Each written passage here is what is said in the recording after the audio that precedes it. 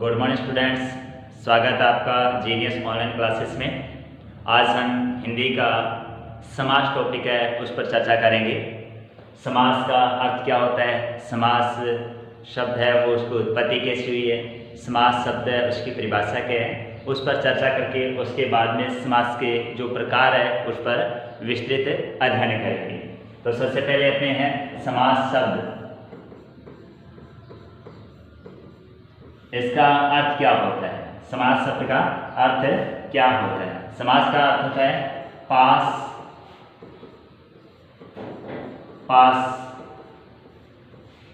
बैठाना, यानी अनेक पद होते हैं, उन पदों को क्या है, कारक विभक्ति है आदि को हटा करके और पास बैठाया जाता है, उसे हम समास कहते हैं।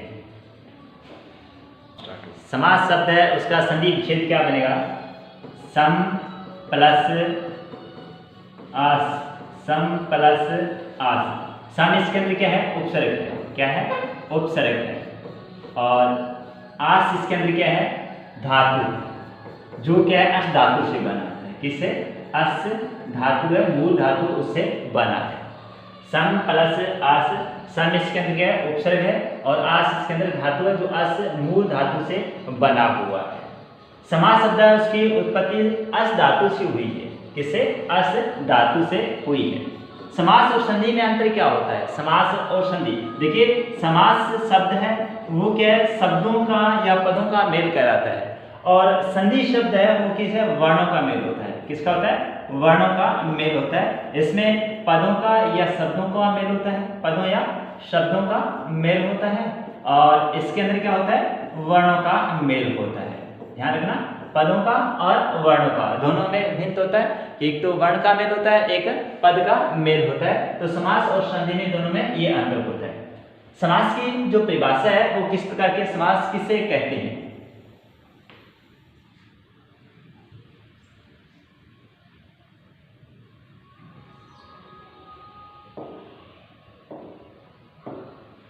परिभाषा देखिए,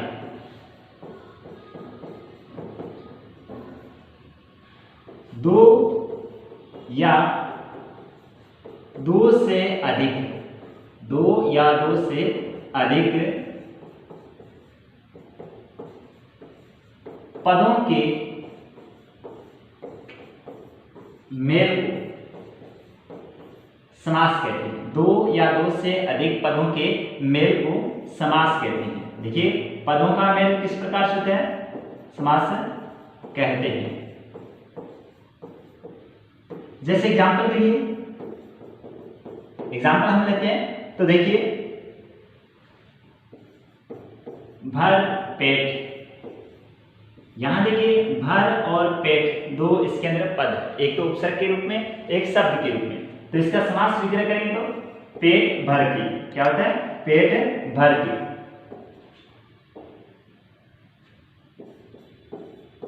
पेट भर कर, ये क्या हो जाएगा, इसका समास विग्रह होगा। कहने का मतलब ये कि दो पदों का मेल, दो पदों का या दो से अधिक पदों का जो मेल होता है उसे हम क्या कहते हैं, समास कहते हैं। समास की एक विशेषता होती है, क्या विशेषता होती है, इसके अंदर कारक पद होते हैं ना, उसका जो अन्य पद है जो आवश्यकता नहीं है उन पदों को हटाया जाता है समास जब बनाया जाता है। समास जब हम बनाएंगे तो अन्य पद विशेष है उसको हटाया जाएगा। नेक्स्ट देखिए, इसके अंदर समास के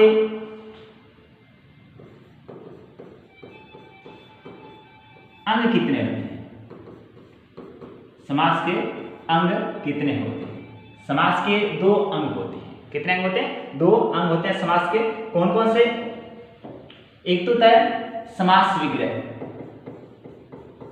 एक होता है समास विग्रह, और दूसरा होता है समस्त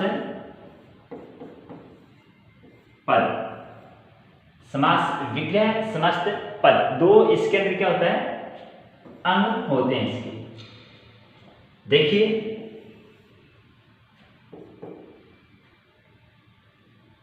बैलगाड़ी,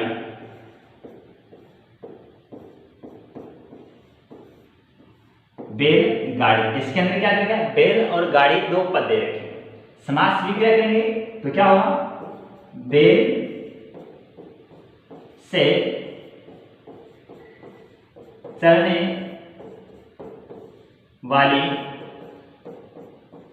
गाड़ी, बैल से चलने वाली गाड़ी। यहां देखिए इसके अंदर एक तो समास पद, एक समास विग्रह। जब कारक विभक्ति आदि हटा करके एक पद के रूप में लिखा जाता है वो एक समास पद होता है, और जब कारक विभक्ति अलग अलग करके विस्तृत रूप से उसके अर्थ के अनुरूप लिखा जाता है उसे हम क्या कहते हैं, समास विग्रह कहते हैं। ये तो है समास पद और ये समास विग्रह। इसके दो अंग होते हैं, कौन कौन से, एक तो समास विग्रह और एक होता है समास पद, दो इसके अंग होते हैं। अब हम चर्चा करें समास के प्रकार कितने होते हैं। समास के प्रकार, समास के प्रकार कितने होते हैं। समास के मूल रूप से कितने प्रकार होते हैं, 4 प्रकार होते हैं। पहला अव्ययभाव समास, कौन सा है, अव्ययभाव समास। दूसरा तत्पुरुष समास। तीसरा द्वंद्व समास,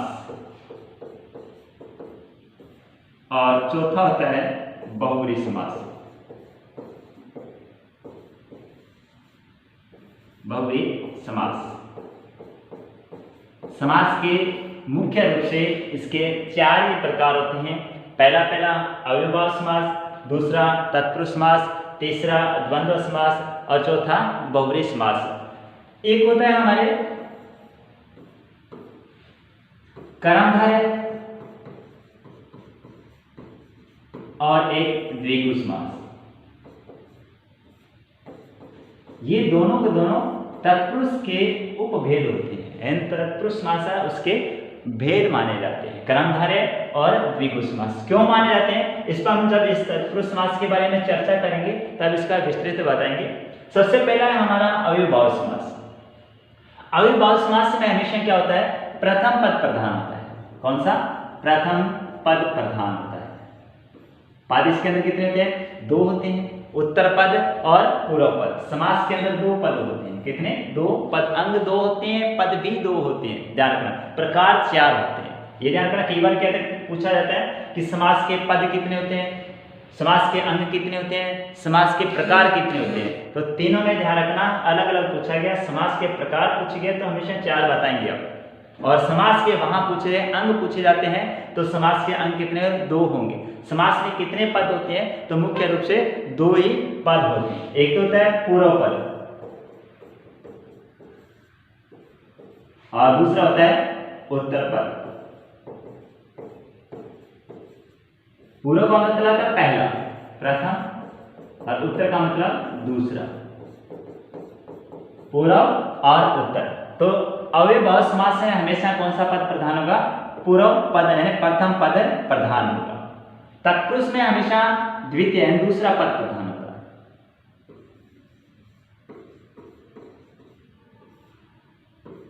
द्वंद्व समास में दोनों पद प्रधान होते हैं, दोनों पद प्रधान होते हैं। और बहुब्री समास में अन्य अर्थ प्रधान होता है। क्या होता है, अन्य अर्थ की प्रधानता होती है, अन्य अर्थ की प्रधानता होती है। क्यों, क्योंकि दोनों पद है अपना अर्थ छोड़कर के तीसरे अर्थ की ओर इंगित करते हैं। यहाँ पद नहीं बल्कि अर्थ प्रधान होता है, पद नहीं बल्कि यहाँ अर्थ प्रधान होता है। ध्यान रखना, अव्ययभाव समास में क्या होता है, प्रथम पद प्रधान होता है, तत्पुरुष समास में द्वितीय पद प्रधान होता है, और द्वंद्व समास में दोनों पद प्रधान होते हैं। और बहुब्री समास में क्या होता है कि अन्य अर्थ की प्रधानता रहती है। अब चलते हैं हम तत्पुरुष समास में। जब द्वितीय पद प्रधान होता है तो प्रथम पद क्या है, विशेषण का काम करता है। दूसरा पद प्रधान हो तो हमेशा क्या होता है, प्रथम पद क्या है, विशेषण का काम करता है। इस कारण से यहाँ कर्मधारय समास होता है वो विशेष से विशेषण का समास होता है, विशेष से विशेषण, और जिनकी विशेषता बतलाई जाती है उसे विशेष्य कहते हैं, और जो विशेषता बतलाई गई है उसे हम विशेषण कहते हैं। तो इसका मतलब विशेष्य और विशेषण। विशेष्य क्या होंगे? संज्ञा, सर्वनाम, विशेषण और क्रिया, इनमें से कोई होगा, लेकिन विशेषण इनकी विशेषता बतलाने वाले होते हैं, गुण, रंग, रूप, दशा के आधार पर। द्विगु समास में क्या होता है? पहले संख्या होगी, क्या होगी? पहले संख्या होगी, पहले संख्या होगी, और दूसरा पद क्या होगा? संज्ञा पद होगा। पहले संख्या, संख्या का मतलब जो संख्या शब्द होते हैं वो सारे के सारे क्या होते हैं? विशेषण होते हैं। संख्या शब्द होते हैं जो संख्या के रूप में किसी की विशेषता बतलाए जाते हैं, वो सारे के सारे विशेषण होंगे, और जब विशेषण होंगे तो वो क्या होगा? द्विगु समास होगा। हाँ, समूह का अर्थ जरूर प्रकट करते हैं द्विगु समास वाले। इस कारण से विशेष्य विशेषण, यहाँ की विशेष्य विशेषण है तो ये तत्पुरुष का ही क्या माना जाता है? भेद माना जाता है। इस कारण से क्रमधारय या द्विगु को अन्य भेद न मान करके तत्पुरुष के अंदर समाहित किया जाता है, और इसके कितने भेद होते हैं? प्रकार होते हैं? केवल 4 ही प्रकार माने जाते हैं। अब हम चर्चा करते हैं, पहला हमारा जो प्रकार है वो है अविभाव समास। कौन सा? अविभाव समास। अविभाव समास से इसके अर्थ से पता चल रहा है ये क्या शब्द है, किस प्रकार से इसका अर्थ निकल रहा है। अव्यय का मतलब होता है अविकारी। क्या होता है? अविकारी, जिसमें किसी प्रकार का परिवर्तन नहीं होता। परिवर्तन किसमें नहीं होता? अव्यय पद उसमें, और उपसर्ग होते हैं उसमें भी किसी प्रकार का परिवर्तन नहीं होता। उपसर्ग और अविकारी अव्यय पद होते हैं उसमें किसी प्रकार का परिवर्तन नहीं होता, उसे अव्यय पद कहते हैं या उपसर्ग विशेष कहते हैं। इसकी परिभाषा के बारे में चर्चा करें तो परिभाषा देखिए, जिस समास में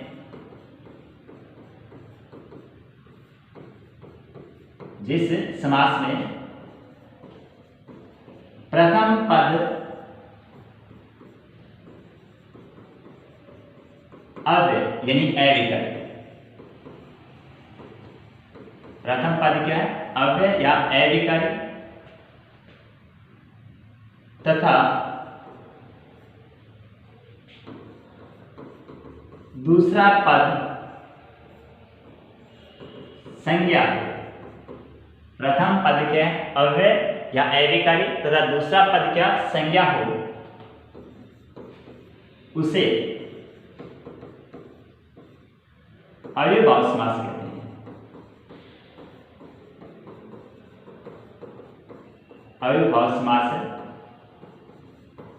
कहते हैं। अविभाव समास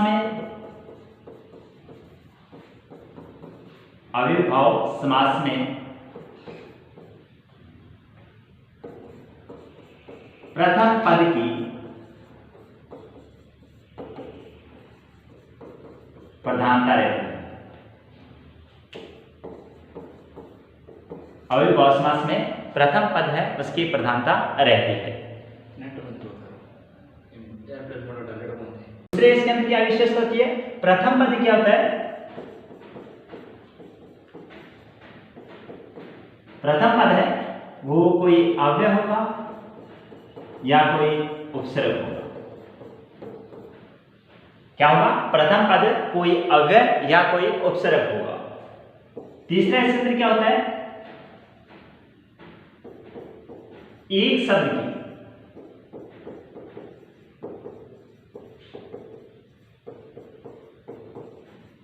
पुनरावृत्ति भी होती है। यदि कई बार क्या होता है? एक शब्द की क्या होती है? पुनरावृत्ति होती है। देखिए दोबारा समझिए इसको, जिस समास में प्रथम पद अव्यय हो यानी अविकारी हो तथा दूसरा पद संज्ञा पद हो तो उसे हम क्या कहते हैं? अविभाव समास कहते हैं। क्या कहते हैं? अविभाव समास कहते हैं। और अविभाव समास और उसकी विशेषता में पहले तक विशेषता क्या है कि अविभाव समास में प्रथम पद की प्रधानता रहती है। प्रथम पद वो प्रधान रहेगा। दूसरा इसके अंदर प्रथम पद अव्यय या उपसर्ग होगा, कोई अव्यय या फिर उपसर्ग होगा। तीसरा इसका पॉइंट है एक शब्द की पुनरावृत्ति होगी। एक ही शब्द है उसकी पुनरावृत्ति हुई। पुनरावृत्ति मतलब कोई एक शब्द बार बार है, घड़ी घड़ी है, रातों रात है, हाथों हाथ है, ऐसे शब्द है पुनरावृत्ति होगी तो उससे हम क्या कहते हैं? अविभाव समास कहते हैं। तो अविभाज्य समास से हम चर्चा करें एग्जाम्पल के अंदर। देखिए पहला एग्जाम्पल हमारा आजीवन। क्या है एग्जाम्पल? आजीवन।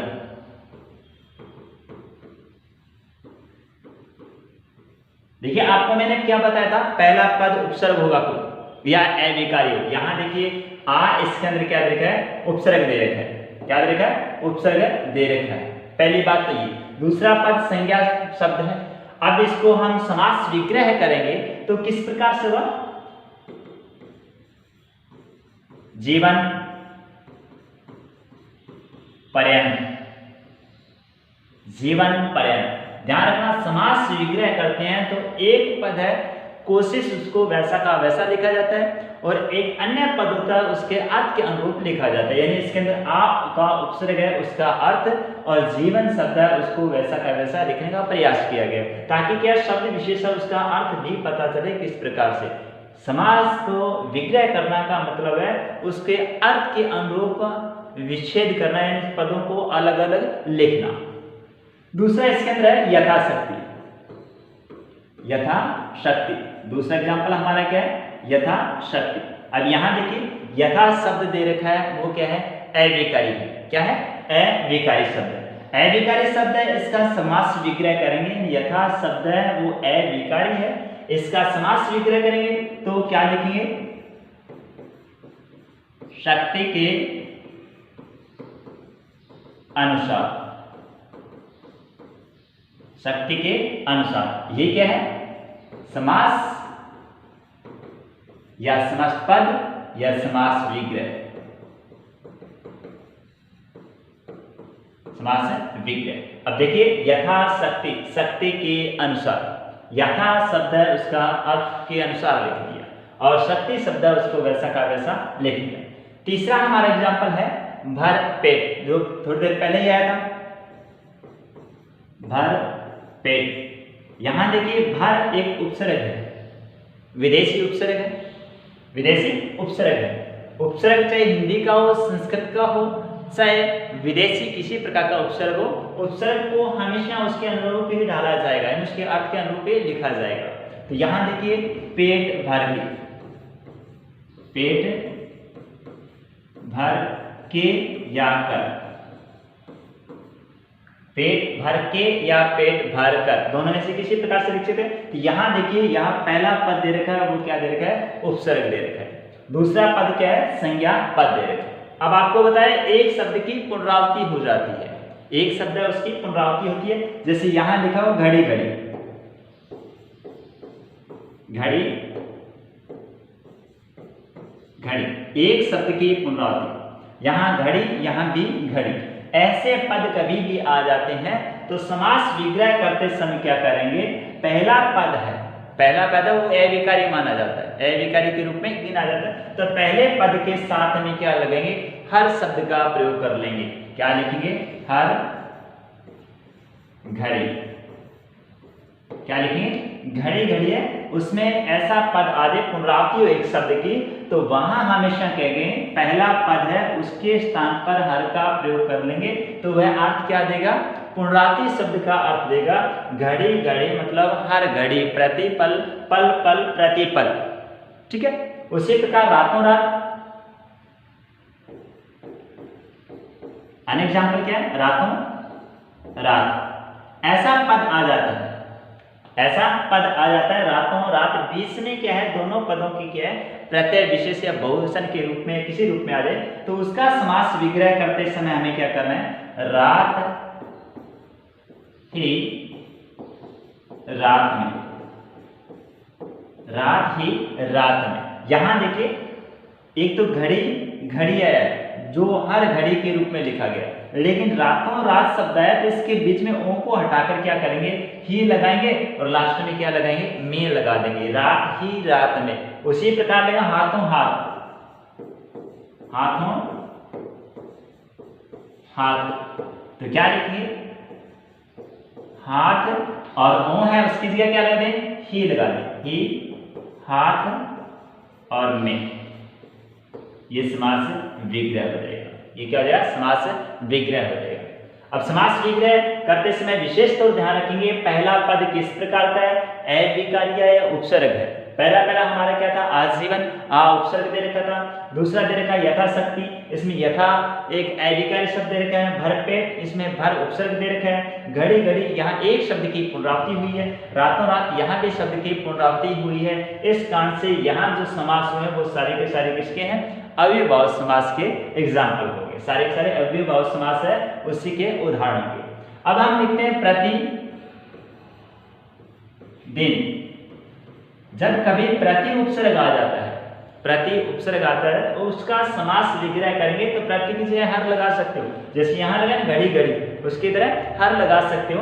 तो क्या लिखेंगे, हर दिन भी लगा सकते हो, और समास विग्रह दूसरे तरीके से भी कर सकते हो, दिन दिन, प्रतिदिन का क्या है, दिन दिन भी कर सकते हो। दोनों में किसी प्रकार कर सकते हो। नहीं, प्रति उपसर्ग किसी शब्द के साथ में लगा हो तो आप हर और एक शब्द को पुनरावृत्ति के रूप में भी लिख सकते हो। वहां समास बनेगा कौन सा, अव्ययभाव समास बन जाएगा।